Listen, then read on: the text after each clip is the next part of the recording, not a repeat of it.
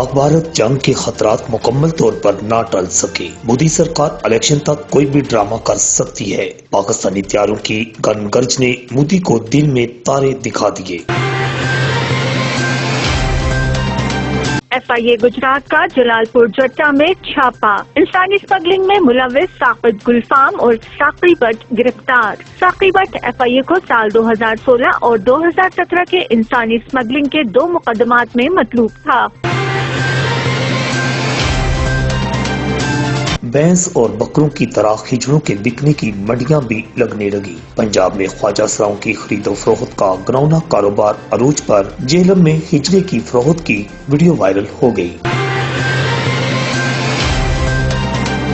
Gujarat police کا جواریوں کے خلاف بڑا کریک ڈاؤن، SHO رحمانیہ محمد رزاق پر نفری کے ہمراہ گاؤں کھپراوالا میں چھاپا، 11 جواری رنگے ہاتھوں گرفتار، گاؤں پر لگی رقم بھی برآمد۔ جواریوں سرغنہ عبدالجبار بٹ اور تنویر بٹ سمیت کامران جانسن، محمد حسین، احمد فاضل، عمر شہزاد، ندیم ولایت، رمضان شفیع، اختر علی اور انیل گل کے خلاف مقدمات درج۔ ممتاز شاعر دانشور اور ڈرامہ نگار عطاء الحق قاسمی کا گجرات کا دورہ، پریس کلب میں صحافیوں کے ساتھ کل مل کے اپنی صحافتی زندگی کے تجربات سے بھی آگاہ کیا۔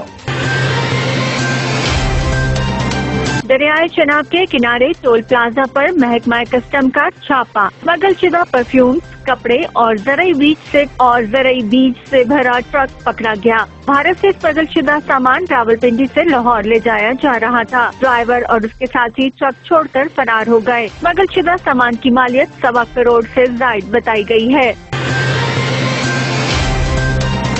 بھارتی در اندازی اور بارڈرز پر بلا اشتعال فائرنگ کے خلاف گجرات میں یکجہتی ریلی نکالی گئی۔ ریلی کے شرکاء نے پاکستانی جھنڈے اور بینرز اٹھا رکھے تھے جن پر پاک فوج کے حق میں نعرے درج تھے۔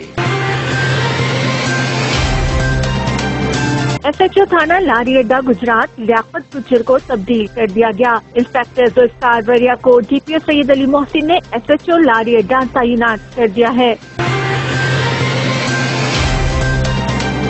میں بھی پاکستان ہوں، گجرات بار کے وکلاء کی طرف سے بھارتی در اندازی اور مودی کے خلاف قرارداد منظور۔ سیکرٹری بار عدنان صدیق کا کہنا ہے، ملک پاکستان ایک وکیل نے بنایا، وکلاء اس کی حفاظت میں پاک فوج کے شانہ بشانہ ہیں۔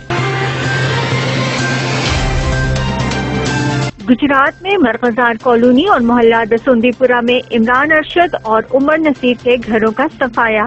پنجاب میں اعجاز میڈیکل سٹور اور جلال پور جٹا کے گاؤں کسوکی میں نواز رسول کے ڈیرے پر چوری کی وارداتیں، مقدمات درج کر لیے گئے۔